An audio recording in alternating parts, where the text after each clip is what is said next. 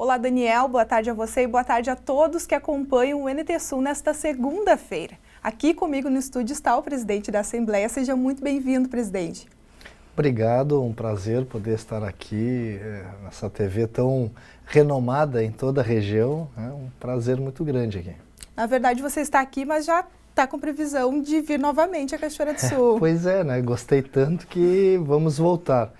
Para final de dezembro, nós vamos fazer uma outra mobilização aqui, convidando as entidades assistenciais, né, as entidades empresariais, órgãos de governo, tanto da esfera federal, estadual, municipal, Câmara de Vereadores, para que deixem parte do imposto de renda que é pago e vai para Brasília e depois a gente tem que ir lá buscar de chapéu na mão, que deixem esse dinheiro aqui.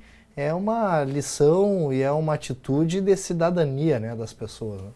Presidente, qual é o compromisso do Parlamento no processo de reestruturação financeira do Rio Grande do Sul? O Parlamento vem fazendo a sua parte, né? Esse ano nós estamos fazendo a maior economia na história do Parlamento em termos de diárias, né? Reduzimos aí 63% as diárias dos deputados e dos servidores. Nós reduzimos em 47% as indenizações veiculares, também diminuímos em 35% a folha de pagamento da Assembleia. Então a Assembleia hoje, de todos os poderes e órgãos de fiscalização e controle, é o que menos recurso público gasta, é o que menos utiliza dinheiro público, né? E isso nos dá então a legitimidade, a moral, para tratarmos nessas reformas que estão acontecendo no Brasil e no Rio Grande do Sul. Nós estamos tratando de privatizações, concessões de estrada, privatizações de empresas, parcerias público-privadas, e isso tudo, se nós não estivéssemos fazendo o nosso dever de casa, nós não teríamos moral, né? Presidente, quais são os planos para o desenvolvimento regional? Olha, nós já temos muitas empresas que querem se instalar, que estão tentando se instalar no Rio Grande do Sul e que poderiam alavancar o desenvolvimento regional. Muitas. Vou dar só um exemplo. O Rio Grande do Sul compra de fora do estado 60% da energia elétrica que a gente está consumindo. Essa energia elétrica que mantém a TV ligada, 60% vem de fora do estado. Mas também o Rio Grande do Sul tem mais de 100 empresas, PCHs, pequenas centrais hidrelétricas, que poderiam gerar energia elétrica mais barata, porque aí não precisa importar energia elétrica, não precisa trazer energia de fora, poderia ser produzida aqui. O investimento dessas empresas é em torno de 4 bilhões de reais, pois tem algumas dessas empresas que estão há 10 anos tentando o desembaraço, o licenciamento, que estão tentando botar sua máquina registradora na tomada para poder gerar emprego, para poder gerar arrecadação e não conseguem por causa da burocracia. Quais são os setores prioritários? O setor primário é um setor prioritário, sem dúvida nenhuma. Nossa economia, 40% no mínimo, ela vem aí do setor primário, nosso PIB. Na indústria, então, o setor primário, nós estamos tratando de questões como hidrovias para baratear, né, a concessão das hidrovias para tornar mais barato o frete. Quer dizer, isso para a Cachoeira é fundamental.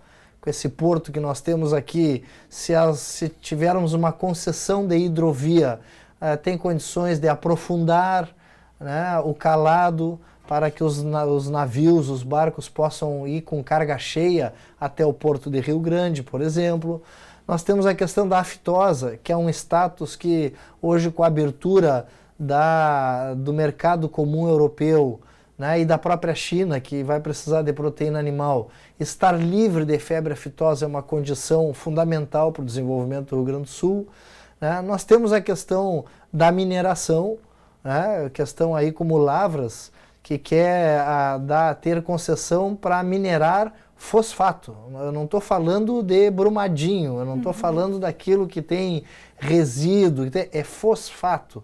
Uma coisa que é da vocação de Lavras do Sul. e já está há mais de 5 anos brigando e não consegue, né, uma licença de operação que seria fundamental para Lavras e para toda a região. Nós temos questões de infraestrutura, como por exemplo o aeroporto de Porto Alegre, que recentemente quase teve a sua obra paralisada. A importância de aumentar a pista do aeroporto de Porto Alegre é que os aviões de carga podem sair carregados daqui do Rio Grande do Sul. Torna mais barato o frete. Quando um caminhão vai só, um avião de carga vai só com 1/3 da carga, porque a pista é curta, não tem pista suficiente para decolar com carga cheia, aquele 1/3 da carga acaba custando como se estivesse de carga cheia. Então o frete sai mais caro, né? E questões assim, que são muito referentes ao próprio comércio, à prestação de serviço, né? A desburocratização, né, dos processos, né, dos licenciamentos. Então a Assembleia, se por um lado ela está fazendo o dever de casa, que é enxugar folha de pagamento, economizar, né, para ter moral, para fazer também o enxugamento do Estado, privatizações, concessões, né? Por outro lado, ela está liderando um processo entre entidades empresariais, universidades e chefes de poder, que chama-se Cresce-RS, e esse processo é o que pode destravar a economia do Rio Grande do Sul. Então, como é que se combate a crise? De um lado, enxuga, e do outro lado, traz o desenvolvimento e o crescimento. Então, aí nós temos como tirar o nosso estado da crise. Mas o senhor acredita que empresas, neste momento, mesmo por toda a crise que passa, o Estado vão arriscar e vão investir? Bom, se nós dermos esse sinal que o Estado está fazendo o dever de casa, que nós temos condições, inclusive, de não prorrogarmos mais a alíquota do ICMS, do imposto sobre a luz, sobre a energia elétrica, sobre combustíveis, que é a meta para o final do ano que vem. Tem muitas empresas que querem investir apesar de todas as dificuldades. Qual é, na sua opinião, o maior entrave para os investidores privados se interessarem e se instalarem no Estado? O primeiro é a burocracia dos licenciamentos. E o segundo é a carga tributária muito alta. Nós conseguindo diminuir a burocracia e podendo diminuir a carga tributária, que a empresa fique competitiva aqui no Rio Grande do Sul com as empresas catarinenses, com as empresas paranaenses, bom, nós já vamos conseguir 80% dos problemas resolver. Então, claro que depois tem a questão da segurança, da estabilidade política, mas o principal peso para o desenvolvimento hoje, eu não tenho dúvida, que é diminuir a carga tributária e diminuir a burocracia dos licenciamentos para a instalação de novas empresas. Presidente, você falou da questão das hidrovias. Atualmente tem um trabalho para que as prefeituras assumam esse serviço. Você acredita que as prefeituras elas têm capacidade para administrar? Não, assim, capacidade tem, não tem condições financeiras, né? Então, eu acredito que esse modelo não vai funcionar. Hidrovias tem que haver uma concessão, como acontece a concessão de estradas, em que um ente privado chega aqui, ganha a concessão com a obrigação de modernizar o porto de Cachoeira, com a obrigação de aumentar o calado, né, a profundidade para a navegação, para que a gente possa sair com carga cheia aqui de Cachoeira. Então, em lugar nenhum do mundo, né, se consegue investimentos hoje que não sejam investimentos em parceria com a iniciativa privada. E as concessões é uma forma de que o setor privado não fica de dono daquilo ali, mas durante um tempo ele vai investir um dinheiro e depois vai poder se ressarcir ao longo de 20 anos, ao longo de 30 anos. Então eu não tenho dúvida que o jeito mais rápido de resolver a questão das hidrovias são as concessões.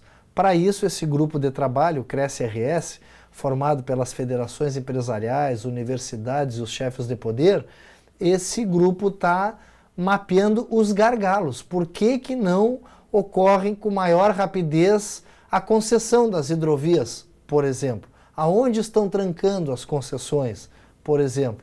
Então, minha convicção é essa.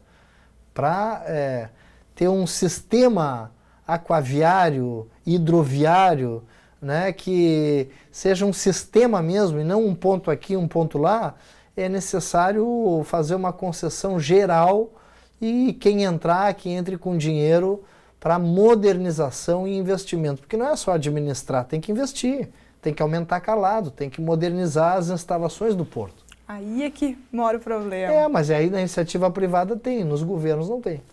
Presidente, para encerrarmos, você acredita que a adesão do Rio Grande do Sul ao regime de recuperação fiscal garantirá a recuperação financeira do Rio Grande do Sul?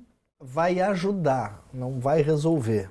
Até porque ele é nada mais, nada menos do que um prolongamento da dívida do Estado. O regime de recuperação fiscal não é uma coisa boa para o Estado. Pode até ser uma coisa necessária para o momento que nós estamos vivendo. Mas não é bom porque ele vai alongar a dívida do Estado.